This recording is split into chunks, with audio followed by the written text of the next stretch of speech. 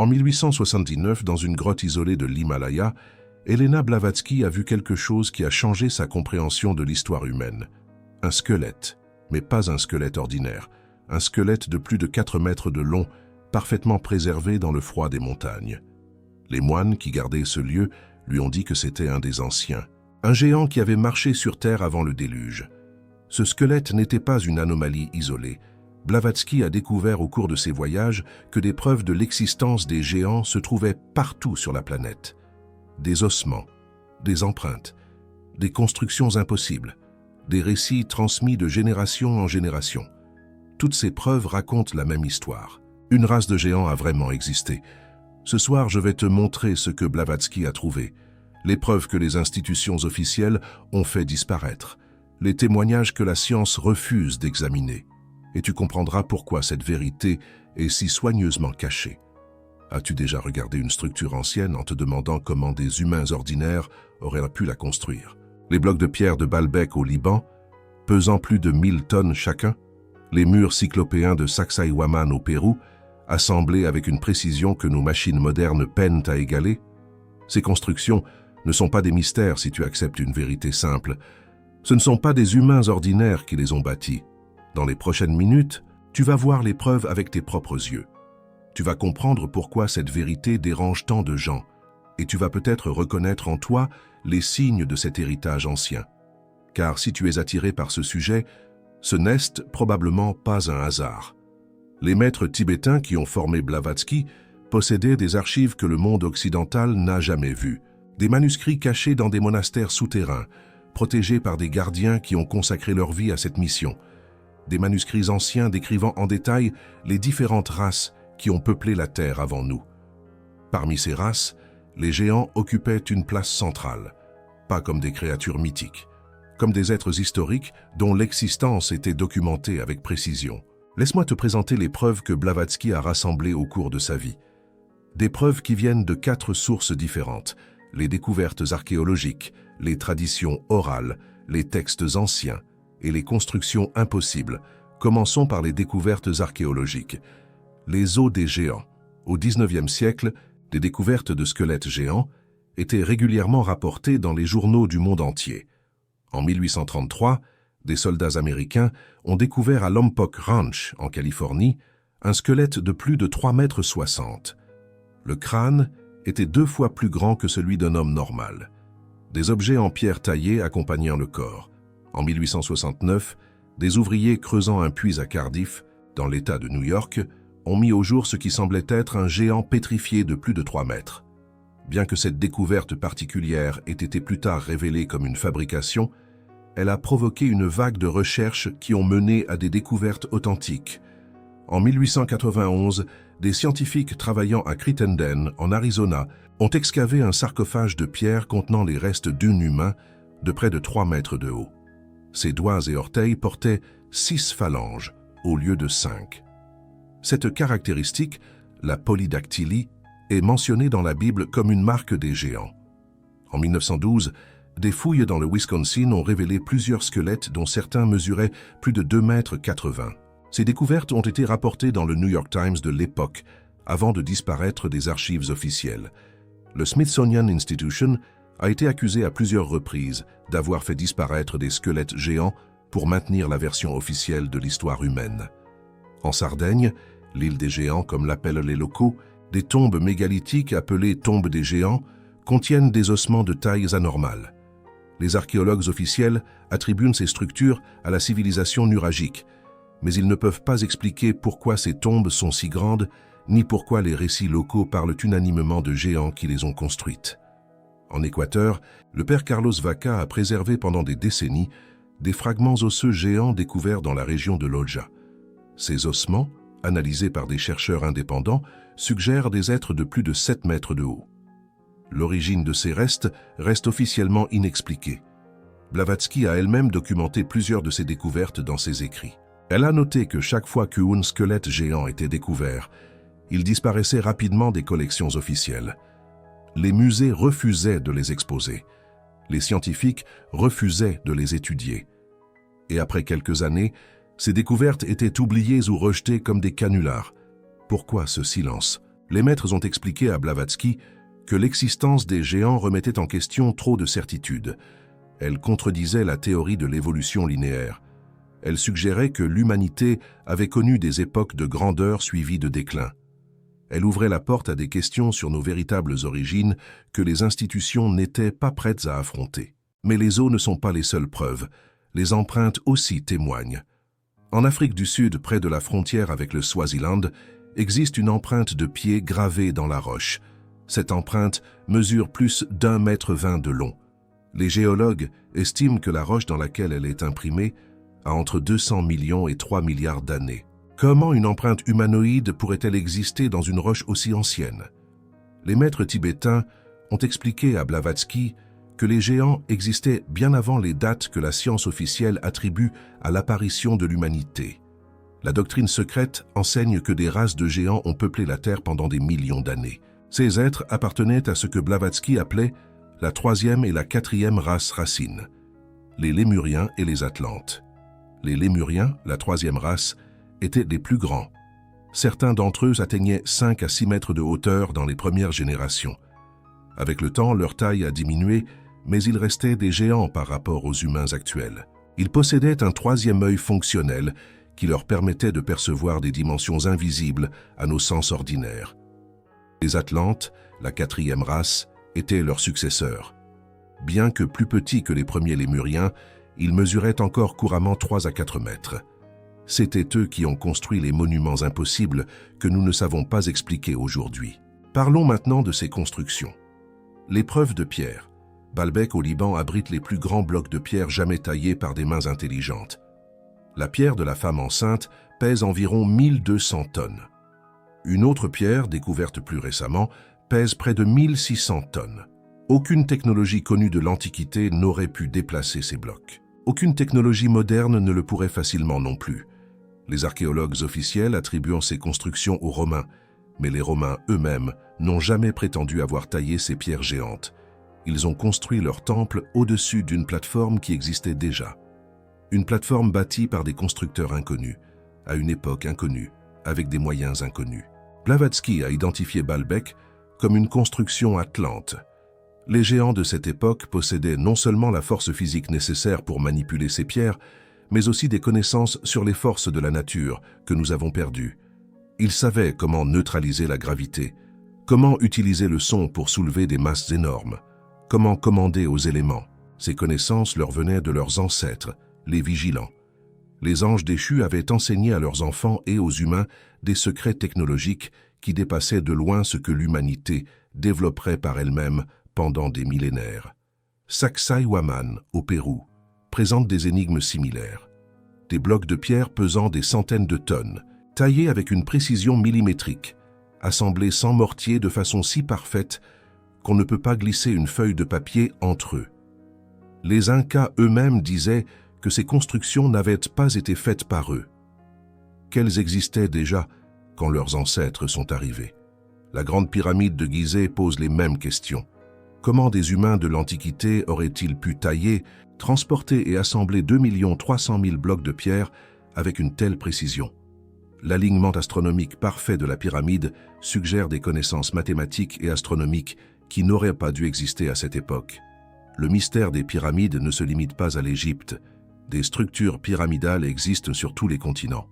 En Bosnie, la pyramide du Soleil découverte près de Visoko est potentiellement la plus grande pyramide du monde. En Chine, des dizaines de pyramides sont cachées dans la province du Shaanxi, interdites d'accès aux chercheurs occidentaux. Au Mexique, la pyramide de Cholula est plus volumineuse que celle de Gizeh. Comment expliquer que des civilisations sans contact entre elles aient toutes construit des pyramides?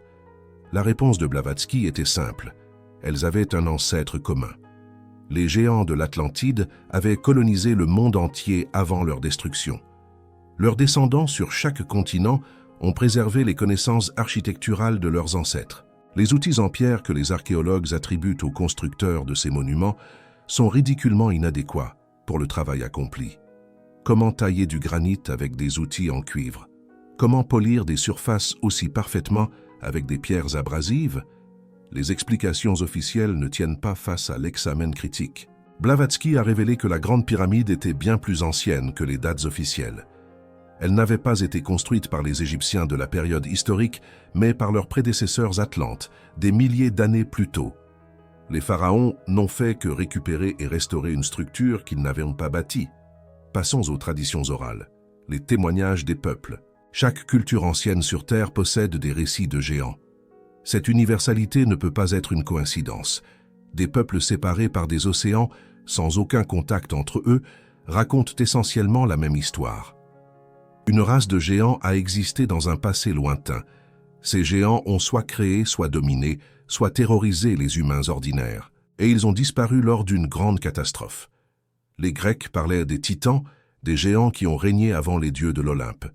Les Nordiques racontaient les Jötnar, les géants de glace et de feu. Les Hindous connaissaient les Asuras et les Daityas.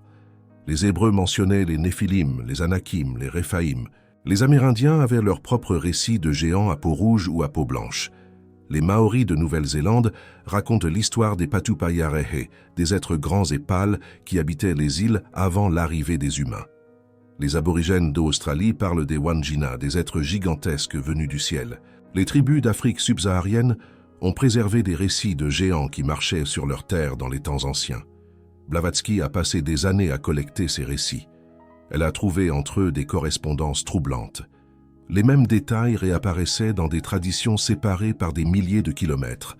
La grande taille, évidemment, mais aussi la peau claire ou lumineuse, les yeux brillants, les pouvoirs sur la nature, et la fin catastrophique, généralement par l'eau. Les maîtres lui ont confirmé que ces traditions étaient des souvenirs déformés mais authentiques d'une réalité historique. Les géants avaient vraiment existé. Les catastrophes qui les avaient détruits avaient vraiment eu lieu, et les rares survivants avaient transmis leur histoire à leurs descendants humains, qui l'avaient préservée sous forme de mythes et de légendes. Regardons maintenant les textes anciens, les témoignages écrits. La Bible mentionne les géants à plusieurs reprises. Le livre de la Genèse parle des Néphilim, ces êtres nés de l'union des fils de Dieu et des filles des hommes. Le Deutéronome décrit Og, roi de Bashan, dont le lit de fer mesurait plus de 4 mètres de long. Le premier livre de Samuel raconte l'histoire de Goliath, dont la taille est estimée à près de 3 mètres.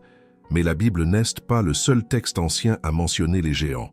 Le livre d'Enoch, retiré du canon biblique au IVe siècle, contient des descriptions beaucoup plus détaillées. Il nomme les chefs des vigilants. Il décrit les crimes des Néphilim. Il raconte leur destruction par le déluge.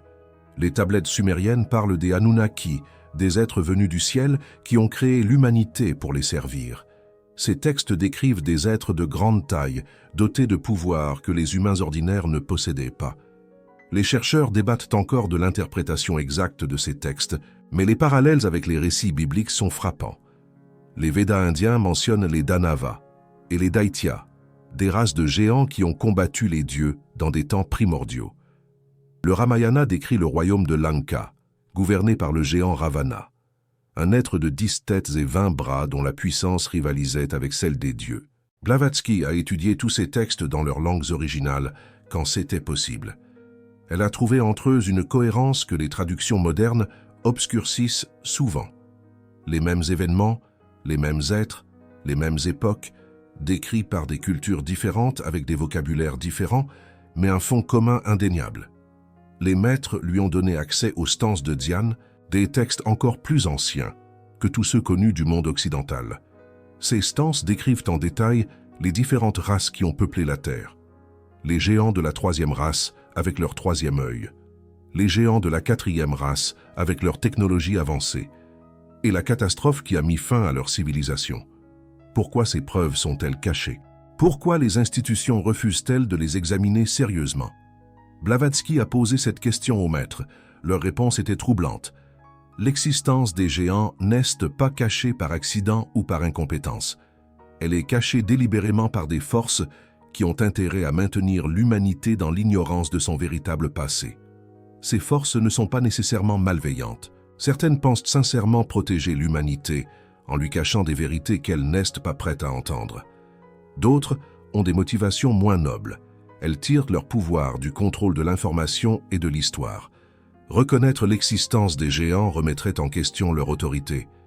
Mais il y a une raison plus profonde encore. Les géants n'ont pas complètement disparu. Leur sang coule encore dans les veines de certains humains, et ces descendants portent en eux des capacités latentes qui pourraient se réveiller si la vérité était connue. Les maîtres ont révélé à Blavatsky que l'humanité actuelle est à un tournant. Nous approchons de la fin d'un cycle cosmique. Les anciennes vérités commencent à refaire surface. Les preuves des géants sont redécouvertes. Et les descendants de ces êtres anciens commencent à se réveiller. Ce réveil n'est pas sans danger. Le sang des géants porte une puissance qui peut être utilisée pour le bien ou pour le mal.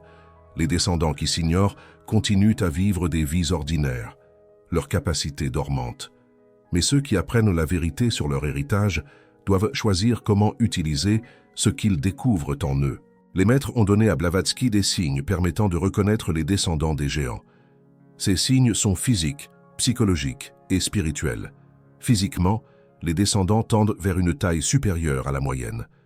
Pas nécessairement des géants au sens moderne, mais souvent les plus grands de leur famille ou de leur groupe. Leur structure osseuse est plus lourde, plus dense que la normale. Leurs mains et leurs pieds sont souvent particulièrement grands. Certains portent la marque de la polydactylie, 6 doigts ou orteils, ou des traces génétiques de cette caractéristique. Psychologiquement, les descendants ressentent souvent un décalage avec le monde ordinaire. Ils se sentent trop grands pour leur environnement, pas seulement physiquement mais existentiellement. Ils ont l'impression que le monde est fait pour des êtres plus petits qu'eux. Cette impression n'est pas de l'arrogance. C'est un souvenir cellulaire d'une époque où leurs ancêtres dominaient vraiment leur environnement. Spirituellement, les descendants ont une connexion naturelle avec les forces élémentaires. Ils sont attirés par les montagnes, les océans, les déserts, les lieux de puissance naturelle. Ils ressentent l'énergie de la Terre plus intensément que les autres. Et ils ont souvent des rêves récurrents de temps anciens, de civilisations perdues, de catastrophes monumentales.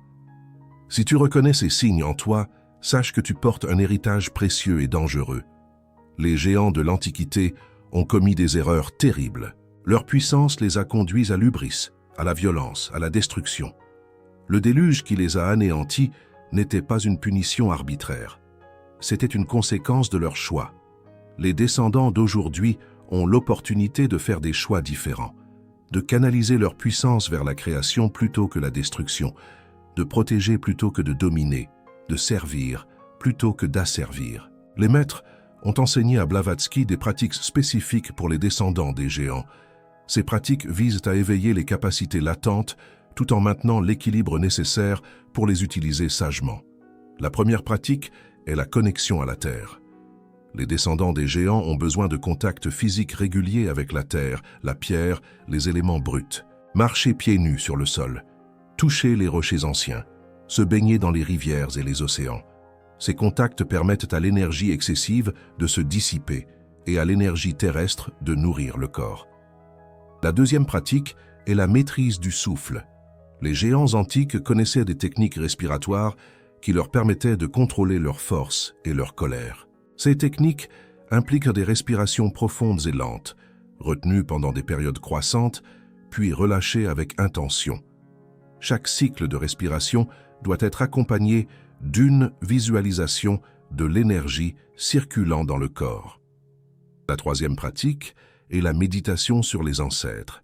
Les descendants peuvent entrer en contact avec la mémoire collective de leur lignée. En méditant sur leur héritage, en visualisant les géants qui les ont précédés, ils peuvent accéder à des connaissances et des capacités qui sont encodées dans leur ADN. La quatrième pratique est le service désintéressé. Les géants de l'Antiquité ont été détruits en partie parce qu'ils n'ont pensé qu'à eux-mêmes. Leurs descendants doivent apprendre la leçon. La puissance qu'ils portent ne leur appartient pas en propre. Elle est un dépôt qui doit être utilisé pour le bien de tous. La cinquième pratique concerne le jeûne périodique. Les géants antiques consommaient des quantités énormes de nourriture, ce qui a contribué à leur perte. Leurs descendants doivent apprendre à maîtriser cette faim héréditaire. Des périodes régulières de jeûne, même courts, aident à discipliner le corps et à purifier l'énergie. Ces jeûnes doivent être accompagnés de méditation et de contemplation pour transformer l'énergie physique en énergie spirituelle. La sixième pratique est la protection énergétique. Les descendants des géants attirent naturellement l'attention des forces invisibles, bonnes et mauvaises. Ils doivent apprendre à créer des boucliers énergétiques autour d'eux. Cette protection se fait par la visualisation d'une lumière dorée qui entoure le corps, combinée à une affirmation de souveraineté spirituelle. Aucune force extérieure n'a le droit d'entrer sans permission. La 7e pratique est l'expression créatrice. La puissance des géants était souvent destructrice parce qu'elle n'avait pas de canal positif d'expression. Les descendants d'aujourd'hui doivent retrouver des moyens de canaliser leur énergie dans la création. L'art, la musique, l'écriture, la construction, tout ce qui permet de transformer l'énergie brute en quelque chose de beau et d'utile. Cette création devient un acte de rédemption pour toute la lignée. Blavatsky a rencontré plusieurs personnes qu'elle identifiait comme des descendants directs des géants. Elle décrit certaines de ces rencontres dans sa correspondance privée. Des hommes et des femmes d'une stature impressionnante, portant une présence qui commandait l'attention. Certains étaient conscients de leur héritage, d'autres le découvraient avec stupéfaction. Une de ces rencontres l'a particulièrement marquée. Dans les montagnes du Caucase, elle a rencontré un homme que les villageois appelaient simplement le Grand. Il mesurait plus de 2,30 m et semblait porter le poids de plusieurs vies. Il lui a dit qu'il savait qui il était, que les souvenirs de ses ancêtres le visitaient dans ses rêves, qu'il avait passé sa vie à chercher d'autres comme lui. Cet homme lui a confirmé ce que les maîtres lui avaient enseigné. Les descendants des géants se reconnaissent entre eux. Il y a quelque chose dans le regard, dans la présence, dans l'énergie, qui ne trompe pas. Quand deux descendants se rencontrent, ils savent, même s'ils ne peuvent pas expliquer comment ils savent. Te souviens-tu de ce que je t'ai dit au début? Que Blavatsky a vu un squelette de 4 mètres dans une grotte de l'Himalaya? Ce squelette existe toujours. Les moines qui le gardent l'attendent depuis des générations. Ils attendent le jour où le monde sera prêt à voir la vérité en face. Ce jour approche. Les preuves refont surface. Les descendants s'éveillent. Et toi qui écoutes ces mots, tu fais peut-être partie de ce réveil. Si tu sens que cette révélation touche quelque chose de profond en toi, YouTube a ce petit cœur doré juste en dessous. Ce geste que les anciens appelaient la reconnaissance. Quand un descendant des géants en reconnaît un autre, une connexion se crée. Une connexion qui transcende le temps et l'espace. Chaque reconnaissance est un pas vers le réveil collectif de notre véritable histoire. Tu portes peut-être en toi le sang des êtres qui ont marché sur cette terre quand elle était jeune, le sang des bâtisseurs de Baalbek et de Sacsayhuaman, le sang de ceux qui connaissaient les secrets de la nature. Ce sang est endormi depuis des millénaires, mais il commence à se réveiller. La question n'est plus de savoir si les géants ont existé. Les preuves sont là pour qui veut les voir. La question est de savoir ce que tu vas faire de cette connaissance. Vas-tu la laisser dormir ou vas-tu la laisser te transformer? Je veux savoir. As-tu toujours senti que tu étais trop grand pour ce monde? As-tu visité des lieux anciens où tu as ressenti une connexion inexplicable? As-tu fait des rêves de civilisation perdue où tu marchais parmi des êtres gigantesques? Écris-le dans les commentaires. D'autres descendants ont besoin de savoir qu'ils ne sont pas seuls, que leur héritage est réel, que leur réveil a commencé. Ton témoignage pourrait être exactement ce dont quelqu'un a besoin pour enfin accepter qui il est vraiment.